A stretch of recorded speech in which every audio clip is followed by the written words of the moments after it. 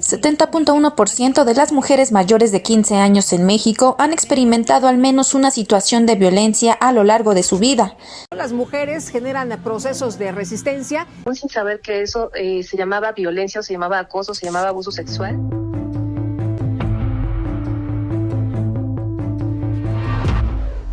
Bienvenidos a Novatos, pero no tanto, el noticiero donde analizamos y reflexionamos sobre los cambios sociales que están marcando nuestra época.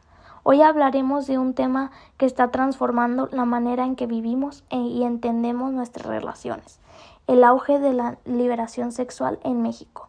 Exploramos cómo el feminismo ha influido en esta evolución y qué impacto tiene en nuestra sociedad. Prepárate para un análisis profundo con datos, opiniones y voces expertas. Comenzamos. El machismo y el feminismo han sido términos que se consolidaron en el siglo XX como respuestas a las estructuras de poder tradicionales. Mientras el machismo se traduce en roles y comportamientos que mantienen a las mujeres en una posición subordinada y a los hombres en una posición patriarcal, el feminismo surgió para cuestionar y transformar esa realidad, para ambos. Según la organización feminista GIRE, los datos evidencian que hablar de sexualidad sigue siendo un tema tan pendiente en la agenda social y educativa de México como cualquier otra. Esto se refleja en que, a pesar de algunos avances legislativos y normativos, muchas mujeres continúan enfrentando restricciones culturales que limitan su pleno ejercicio de liberalismo y empoderamiento sexual. Y antes de abordar el tema en profundidad, es fundamental aclarar una diferencia clave que muchas veces se da por sentada. Sexo y género no son lo mismo. Official policy of the United States government that there are only two genders, male and female. Según la Organización Mundial de la Salud, OMS, en 2015, el sexo se refiere a las características biológicas con las que se nace una persona. Esto incluye diferencias en cromosomas, hormonas, órganos reproductivos y otras características físicas que se utilizan para clasificar a los individuos como masculinos o femeninos o intersexuales. Por otro lado, el género es una construcción social. La OMS la define como los roles, comportamientos y normas que una sociedad asigna a las personas en función de su sexo. Es decir, mientras que el sexo es biológico, el género es aprendido y varía según la cultura y la época. Un estudio de West y Zimmerman, 1987, señala que el género no es algo con lo que nacemos, sino algo que hacemos con él. Y con ello, la encuesta nacional sobre dinámica de las relaciones en los hogares revela que estas mujeres han sido víctimas de algún tipo de violencia por no cumplir con estos mismos roles de género esperados por la misma sociedad.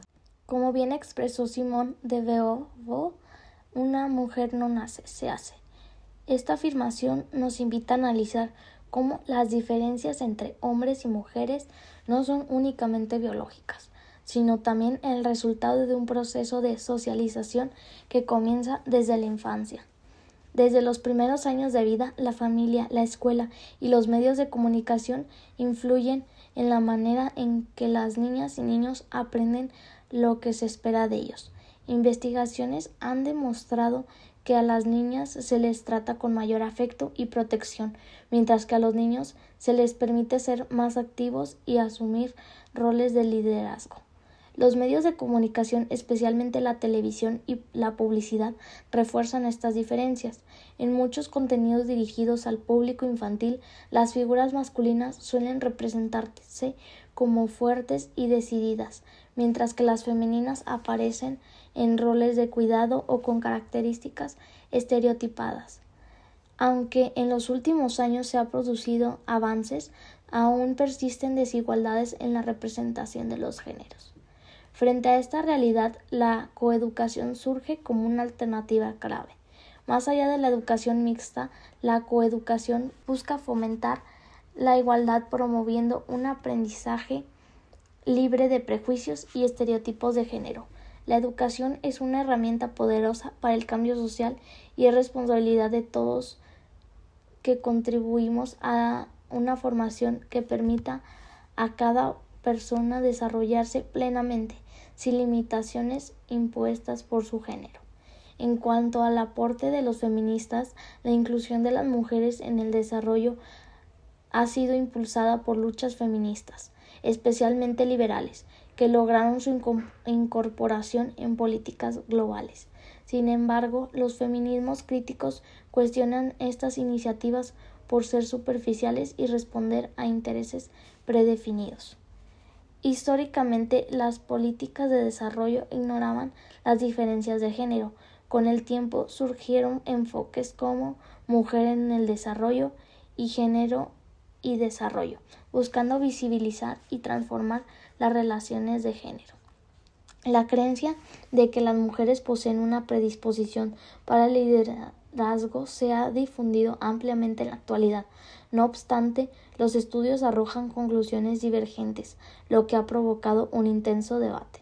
Las mujeres saben que pueden enfrentar problemas al ocupar un puesto de liderazgo, porque aún existen prejuicios, especialmente en ambientes donde hay más hombres. En una escala que se utilizó para medir las creencias estereotipadas de género en 1921 de estudiantes de ambos sexos de 2 universidades públicas en el norte de México, se analizaron 5 aspectos: feminidad y masculinidad, roles de maternidad y paternidad, sexualidad, habilidades y capacidades, y expresiones de emociones y agresividad.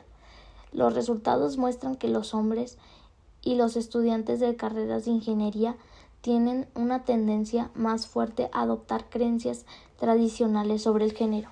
En general, los estudiantes de semestres avanzados mantienen los mismos prejuicios de género que los de primer ingreso.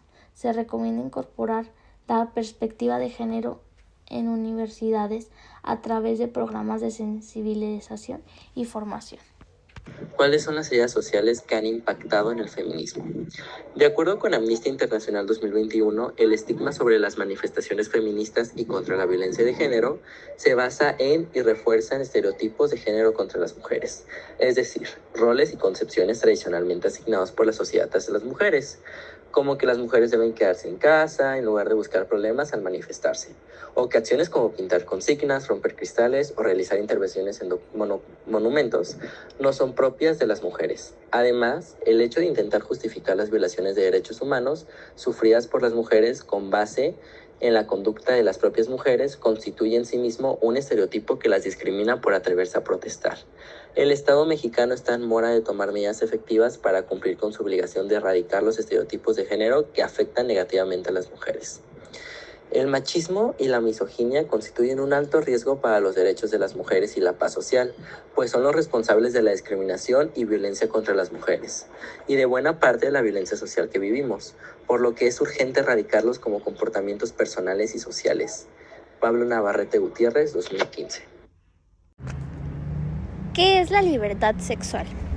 La libertad sexual es la facultad de la persona de autodeterminarse en el ámbito de su sexualidad. Se trata de un derecho cuya última limitación es el respeto a la libertad ajena. La libertad sexual implica el derecho a tomar decisiones sobre el propio cuerpo como cada persona desee, o vivir su orientación sexual con toda libertad, a tener las relaciones sexuales que sí quiera y no tenerlas que no.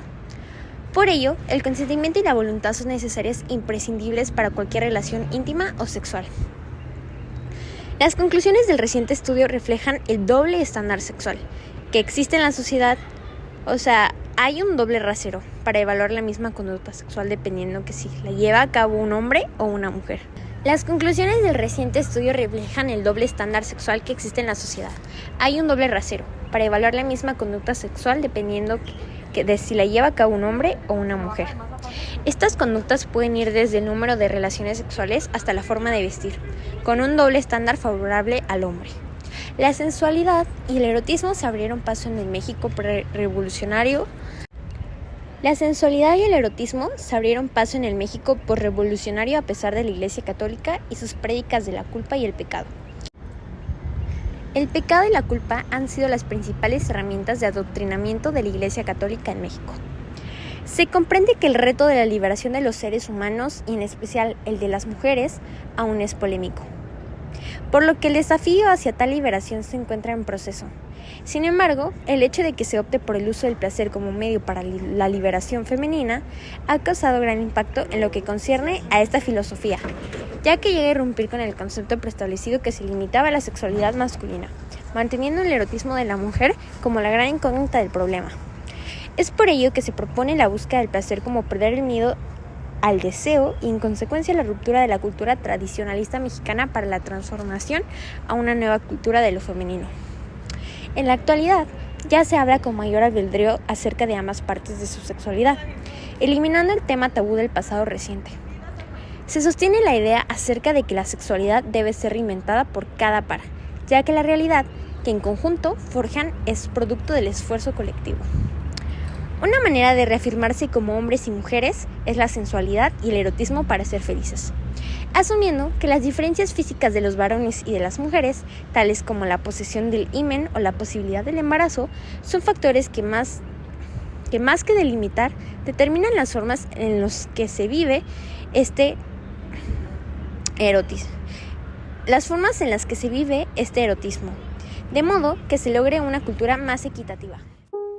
Bueno, eso fue todo. Muchas gracias por escuchar a los novatos, pero no tanto. Los esperamos en el siguiente episodio.